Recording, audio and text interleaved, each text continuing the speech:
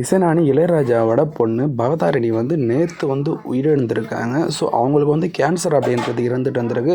ரொம்ப நாளாகவே வந்து கேன்சர் இருக்கவே வந்து அது முத்தி போயிருக்கு.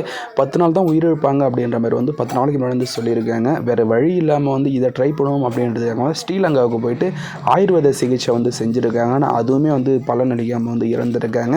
ஸோ இப்போ அவங்களோட உடலை வந்து இப்போ ஃப்ளைட் மூலியமாக வந்து தமிழ்நாடு கொண்டு வர போயிருக்காங்க. யுவன் சங்கர் ராஜா, இளையராஜா, அதுக்கப்புறம் வந்து பிரேம்ஜி அமரன், கங்கை அமரன், அதுக்கப்புறம் வந்து வெங்கட் பிரபு இவங்கெல்லாம் வந்து கிளம்பி வந்து போயிருக்காங்க. ஸோ இன்றைக்கி வந்து அந்த உடல் அப்படின்றது வந்து தமிழ்நாட்டுக்கு வந்துடும் அப்படின்னு நினைக்கிறாங்க.